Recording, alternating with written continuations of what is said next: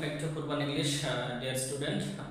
Today I will give the lecture part 2 transformation of sentence simple to complex and compound.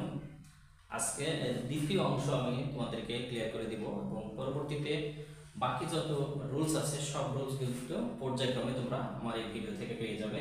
তাই ততক্ষণ পর্যন্ত আমার এই ভিডিওর পাশে থাকবে তোমরা, আশা করছি।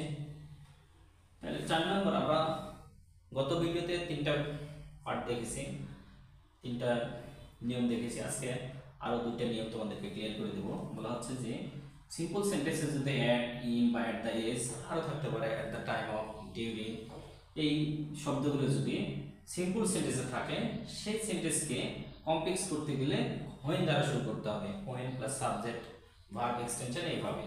আর কম্পাউন্ড তৈরি করতে গেলে সেই সেন্টেন্সকে কিন্তু যেখানে কমা থাকবে সেখানে এন্ড দ্বারা যুক্ত করলেই কিন্তু আমরা এই সিম্পল বা কমপ্লেক্স সেন্টেন্সকে আমরা কম্পাউন্ডে রূপান্তর করতে পারবো। সো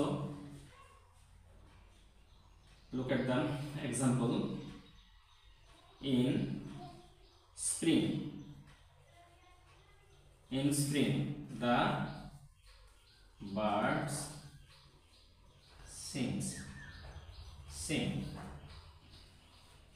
যেহেতু এই যে ইন আছে তাহলে ইনের পরিবর্তে আমরা এখানে সময় বোঝাচ্ছে হোয়েন বসাবো।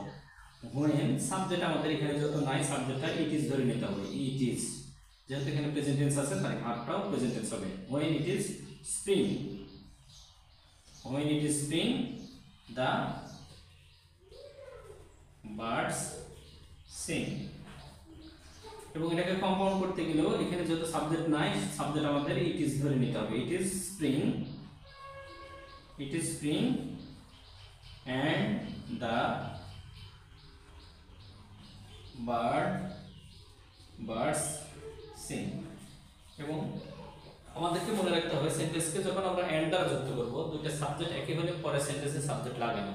কিন্তু সাবজেক্ট যদি আলাদা আলাদা হয় তাহলে সাবজেক্টগুলো কিন্তু অবশ্যই সেন্টেন্সে বসাতে হবে। এবারে আমরা দেখব যে পুরো সেন্টেন্সে যদি সিম্পল সেন্টেন্সে ইনস্পাইট অফ বা ডিসপাইট থাকে তাহলে in spite of his being poor he is honest. তাহলে এই ইনস্পাইট অফ এর পরিবর্তে আমরা দো অথবা অল দো বসাবো। দো হি is poor, he is honest।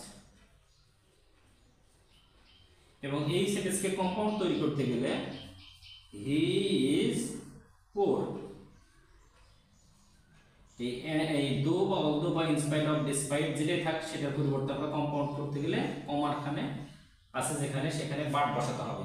Subject verb যদি একই হয় সাবজেক্ট ভার্বের আর দরকার নেই। He is poor but honest. এইভাবে কিন্তু আমরা এই সেন্টেন্সগুলোকে সিম্পল থেকে কমপ্লেক্স কম্পাউন্ড তৈরি করতে পারবো।